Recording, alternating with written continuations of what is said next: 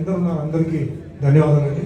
ముఖ్యమైన విషయం, ఈరోజు సమయం చాలా తక్కువ ఉంది, కానీ గ్రేట్ లెజెండ్ గురించి తప్పనిసరిగా మాట్లాడాలి. ఇది మామూలు ఫంక్షన్ కాదండి. అంటే మీరు అనుకోవచ్చు ఎఫ్ఎన్సీసీలో పెట్టారు లేదా అవార్డు ఇచ్చారని. ఈ అవార్డు వచ్చేసి ఇది గ్రేట్ లెజెండ్ నేషనల్ అవార్డు అంటే ఇది అందరినీ కలుపుతుంది.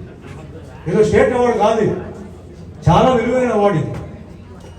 ఆ లెజెండ్ గురించి చెప్పాలంటే అంటే పెద్దవాళ్ళందరికీ తెలుసు, మధ్యలో వాళ్ళకి తెలుసు, కానీ ఇప్పుడున్న వాళ్ళకి మరి తెలుసో తెలీదో తెలుసుకోవాలనే ఉద్దేశం చెప్తున్నాను.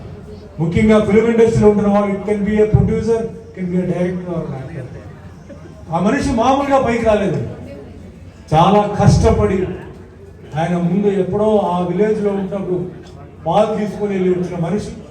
తర్వాత రిజిస్టర్ ఆఫీస్లో రిజిస్టర్గా పనిచేస్తే రెవెన్యూ ఆఫీస్లో అక్కడ జరిగిన అవినీతికి ఆయన దూరంగా బయటకు వచ్చేసి దాని తర్వాత సినిమా ఫీల్డ్కి వచ్చి ఇంకా అక్కడి నుంచి ఆయన ఈ లెవెల్ ఉంటారు. ఈరోజు నేను ఛాలెంజ్ చేస్తున్నానండి, ఆయన చెప్పినట్టు డైలాగులు పేజులు డైలాగ్ ఎవరైనా చెప్పగలుగుతారా? బెస్ట్ యాక్టర్ ఎవరైనా సరే ఆయన చెప్పిన డైలాగే చెప్పండి, మీకు ఎంత సమయం కావాలంటే ఇస్తాం. ఆ తెలుగు స్పష్టతో చేయగలిగితే వాళ్ళకి యాడ్స్ అవుతుంది, ఎవరి వల్ల కాదు. ఆ రోజుల్లో ఎన్నో ఇబ్బందులు, ఇప్పుడున్న సౌకర్యం లేదు, ఎన్నో ఇబ్బందులతో మరి రాముడు గారు, కృష్ణుడు, ఇంకా చెప్పుకోపోతే అన్ని క్యారెక్టర్స్, సోషల్ క్యారెక్టర్స్, అవి చేయని క్యారెక్టర్స్ లేదు. ఒక ఎన్సైక్లోపీడియా, మన తెలుగు ఫిలిం ఇండస్ట్రీకి ఒక ఎన్సైక్లోపీడియా. అలాగే ఆయన క్రమశిక్షణ తెల్లవారుజాము 3 గంటలకు లేవడం, రెడీ అవడం, మేకప్తో 4:30 in the morning, 4:30 in the morning, ready with makeup. Not one day, but 365 days. It's not humanly possible. మనిషికి కాదు, అది ఒక శక్తి. అది ఆ శక్తి గురించి మరి చెప్పుకొని పోతే చాలా ఉంది. సినిమా ఫీల్డ్ మిగతా విషయాలు మీకు అన్ని తెలుసు. ఆయన ఇచ్చిన హిట్ సినిమాలు, ఆయన చేసిన ప్రొడక్షన్స్, ఆయన వేసిన వివిధమైన క్యారెక్టర్స్. రాజకీయానికి వస్తే ఒక సినిమా యాక్టర్ కూడా ఒక రాజకీయ నాయకుడు, ఒక సీఎం అవ్వచ్చని 8 నెలల్లో ప్రూవ్ చేసిన ఏకైక వ్యక్తి ద గ్రేట్ ఎన్టీఆర్ గారు. ఎటువంటి పొలిటికల్ బ్యాక్గ్రౌండ్ లేక, ఎటువంటి పొలిటికల్ నాలెడ్జ్ లేక, కేవలం ఆయన మీద ఒక నమ్మకంతో, ఆయన చేసిన క్యారెక్టర్స్తో, పేద ప్రజల మీద ఒక అభిమానంతో ఆయన 8 నెలల్లో ఆయన గవర్నమెంట్ ఫామ్ చేశారు. ఇది సామాన్య విషయం కాదు. అలాగే ఆయన ఎన్నో సంక్షేమ కార్యక్రమాలు చేసినప్పుడు నాకు నచ్చిన మెయిన్ రోటీ కపడాల మకాన్, తినడానికి తిండు, బియ్యం, ₹2 కిలో బియ్యం. ఇది ఎవరు చేయలేదు ఆ సమయంలో. నేను ప్రతి సినిమా 1 lakh ఆయనకి ఇచ్చాను ఆ స్కీమ్ ఆయన అనౌన్స్ చేసినప్పుడు.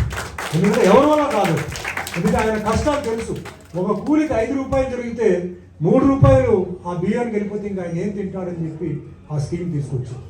అలాగే ఎంతోమంది మహిళలు కట్టుకోవడానికి చీర లేకపోతే చిరిగిపోయిన చీరలు తీసుకొని కుట్టిస్తే మీ అందరికీ తెలుసు, ఆయన ఆ స్కీమ్ పెట్టారు. ప్రతి ఒక్కరికి బట్టలు, జనతా వస్త్రాలు స్కీమ్ పెట్టారు. అలాంటి ఎన్నో ఆలోచనలతో ఆయన చేశారు. అంటే ఒక పొలిటీషియన్గా అన్ని వర్గాలు, బీసీ, ఎస్సీ, ఎస్టీ, మైనారిటీస్ అందరికీ ఒక రాజకీయంలో అవకాశం ఇచ్చిన అప్పులో ఏకైక మనిషి ఎవరంటే ద గ్రేట్ ఎన్టీఆర్. రాజకీయ నాయకులు ఇవన్నీ మర్చిపోకూడదు. ఏ ఉద్దేశంతో కాదు, అందరూ బాగుండాలి, అందరూ సమానంగా ఉండాలని చెప్పేసి ఆయన అది చేశారనమాట.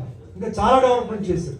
ఇంకా సోషల్ సర్వీస్కి వస్తే చాలా మంది క్యాన్సర్తో సఫర్ అవుతారని చెప్పేసి మీ అందరికీ తెలుసు. క్యాన్సర్ ఇన్స్టిట్యూట్, ఆయన బసవతార క్యాన్సర్ ఇన్స్టిట్యూట్. అప్పట్లో చాలా ఇబ్బంది, ప్రతి ఒక్కరూ తెలుగు వాళ్ళందరూ చెన్నైకి కానీ బాంబే కానీ వెళ్ళి అక్కడ భాష తెలియక చాలా మంది ఇబ్బంది పడకూడదు చెప్పేసి అప్పుడున్న గవర్నమెంట్తో పోరాడి భూమి, ల్యాండ్ తీసుకొని ఆయన చేశారు.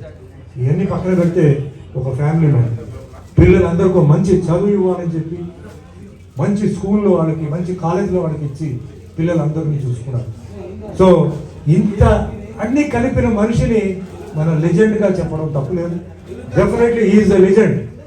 సో ఆయన చేసిన వేషాలు అంటే ఈ దేవుడి వేషాల్లో నాకు అవకాశం వచ్చినప్పుడు మరి నేను చేయగలుగుతాను లేదా ఒక 10% చేయడానికి అవకాశం ఇస్తే చాలా గొప్ప విషయం.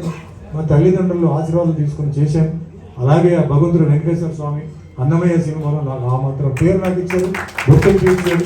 అలాగే శ్రీరామదాసు రాముడు, అలాగే సత్యనారాయణ స్వామిలో వేరే అంటే బ్రహ్మ శివ ఇలాంటి చాలా వేషాలు వేశారు. సో ఎప్పటికీ మనం ఆయన్ని మర్చిపోలేం.